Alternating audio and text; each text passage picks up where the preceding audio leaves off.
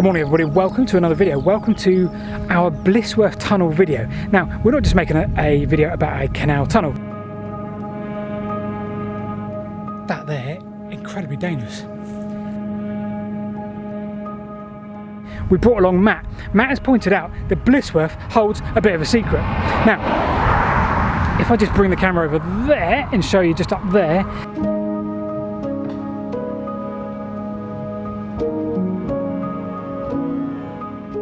there is a small shaft. Now that shaft there holds the key to the mystery of this video and why we're going to look in particular at 3 different Blisworth tunnels. Join us at the southern portal where we'll start our journey and explain a little bit more.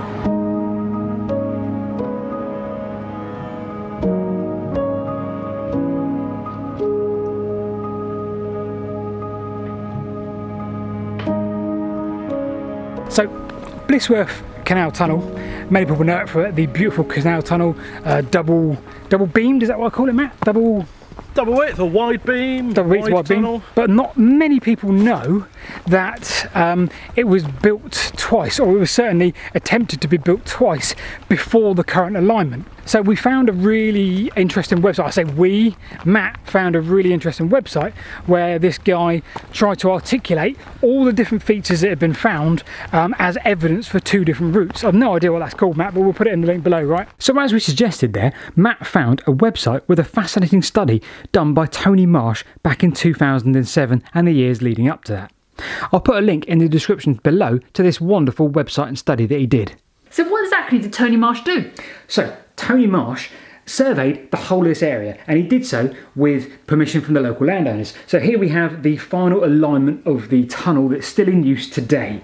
Now, Tony Marsh went out and he tried to find every little bit of a feature that was associated with the building of a canal. So sunken areas where there were previous shaft attempts, different shafts that were built.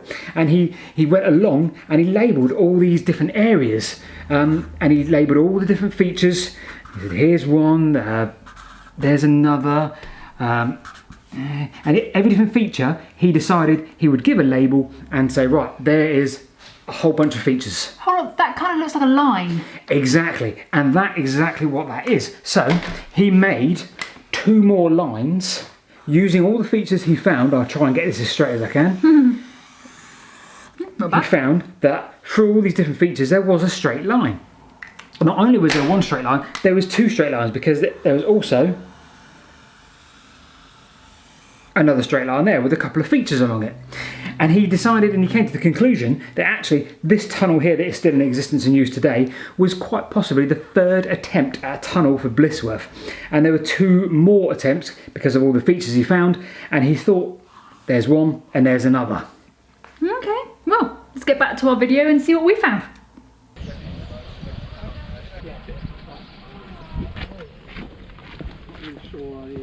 Right, so the first part of this journey is a southern part, and we're looking for the portal, which would have been the portal for possibly 2 other routes, green route and purple route, I want to say. You've got green and purple. Green and purple. So the green and purple alignment could have been somewhere in the field just over here. I was just saying, it says you're here, number 1. Yeah. And then number 3 just here is approximate site of first tunnel excavation. That's quite a way to the right though. Which is just through the... The signpost clearly says tunnel excavation over here, so not where we thought it was, which is immediately back there. And as the sign says, abandoned on 2 different occasions because of collapses, and I think the first occasion killed 14 men, so perhaps they were digging a headway. I wonder if it's there. Yeah, so I don't know if you can see on camera there.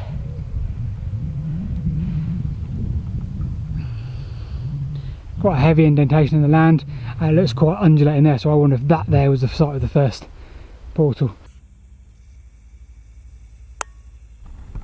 So we're at the southern portal now of Blisworth Tunnel. There it is. You can hear the faint sound of an engine coming through it. No unpowered craft to go through. I wonder if you can go through it in a wide beam. Because how would you do that? You do like a token or something, wouldn't you, basically? Yeah.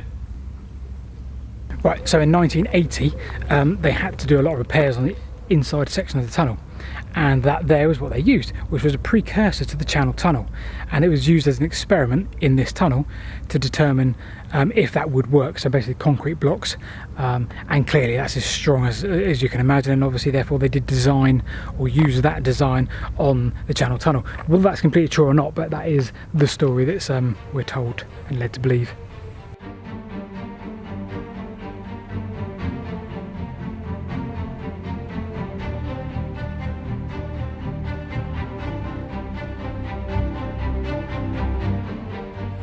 So I didn't know if this was the tramway or not, but clearly now we found that there, I recognise that from the interweb as being part of the original tramway that Outram built. So Benjamin Outram was hired to build a railway over the canal when it was being built, because the Grand Union Canal was built first, and the last thing to be built upon it was the canal itself. So they needed a means so they could use it for the next 10 years, because who knew how long it was going to take. They needed a means to get the goods from one end to the other, and that was obviously railway. Benjamin Outram said at the time, I actually think the future is the railway. Anyway, down there is the culvert that was used for the railway. Believe it or not, he also built a double tracked railway along here. So it literally had two L-shaped plates as the carts would be pulled by the horses, so they could go either way without having to use any kind of point system.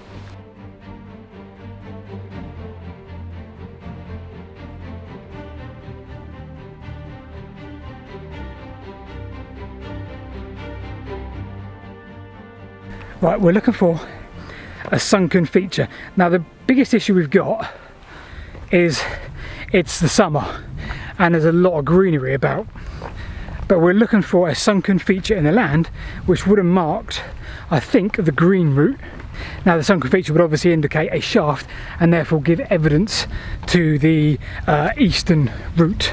It's really difficult to see from the guy's picture that we're looking at. So originally this fell down 10 feet, farmer filled it in, and apparently when the guy read that article it was falling down again another 3 feet. Right, that is almost certainly it down there, if you can see there. So I don't want to get too close, but that is almost certainly a big hole. A small area at the edge of a field that has been fenced off by a farmer. It is sunk in the past. Interestingly, this feature was rediscovered in a recent survey, noting that T.W. Milner, regional chief engineer of the Grand GJ Canal? Grand Junction. Grand Junction, it's called the Grand Junction. Originally. Grand Junction Company found a sunken feature in 1922 and gave in a letter its coordinates here from the southern portal, offline to the east, perpendicular by 200 feet. So through the trees, the other side of this caravan park is another proper shaft. Now that's a proper shaft for the actual canal. Here is the 200 feet this way, offline to the east.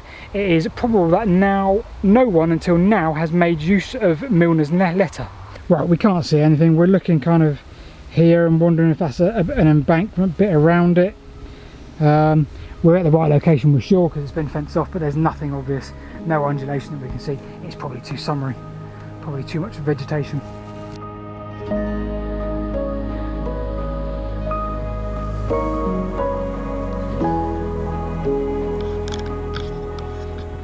So as with Sapperton, by the roadside, you see all these little copses, little bits of wood up on mounds. Clearly, as we'll see here, they're all shaft points. Right there, you can see what's almost certainly going to be the excavation for the shaft. It's kind of, how scary is that, to know that this isn't fenced off. This is right next to the road here. We know what we're kind of looking for. But anyone else maybe that would sort of, I don't know, walk off path perhaps, that there, incredibly dangerous. Presumably it was just a construction shaft, never ever been used as an air vent. Yeah, very dangerous.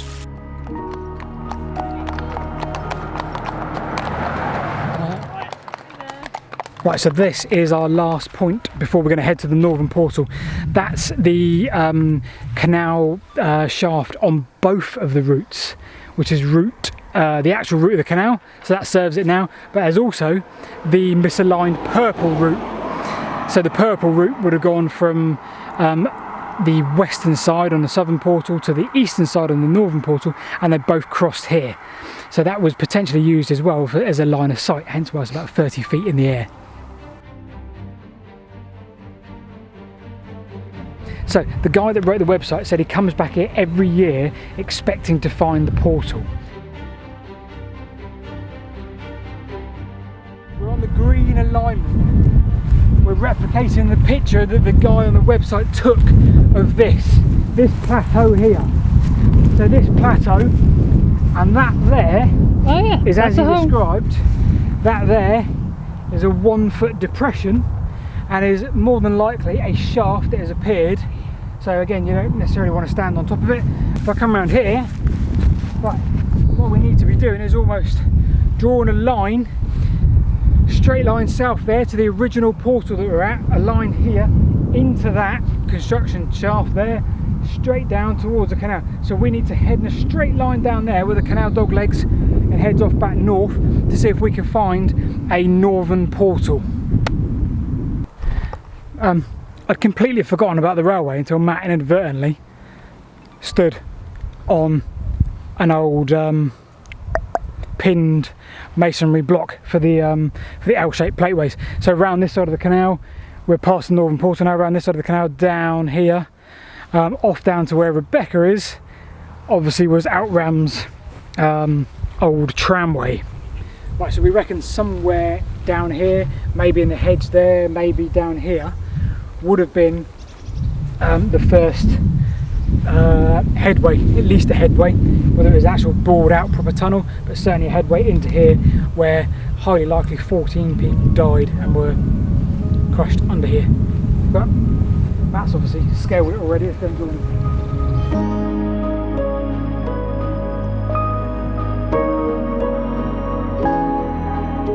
So I probably spent the best part of half an hour here scrambling in the embankment in these prickly hedges looking for the portal. Tony Marsh apparently comes here once a year hoping that one day the portal will show its face. There is no reason to believe this alignment is incorrect.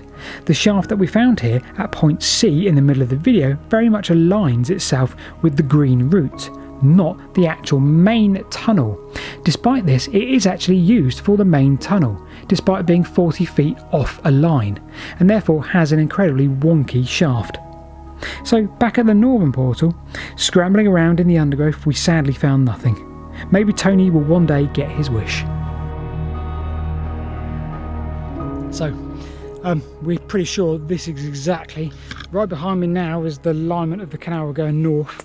We're almost sure the heading, the portal should be in there. We can't see anything, which is a real shame because we had hoped we might see something. It's very wet underfoot there, but we're thinking in there is under there somewhere, maybe the original heading. Completely filled in now.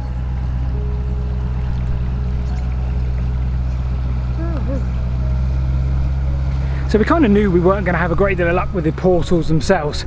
We thought we would have more luck with the sunken features, and we did. And we found quite a few of those, which do account for at least 2 other original alignments. We're no further to guessing how far they've got. There's sadly no documented evidence other than I think even the parliamentary approval just said yes, you can build a tunnel rather than detailing the exact route, which is why they could get away with changing it a few times. So from high above the northern portal of Blisworth tunnel, from the possible site of the original northern portal, we bid you farewell from Northamptonshire, and we shall see you next week. Thanks to Matt for his guidance along the route, and we will see you next week, peeps.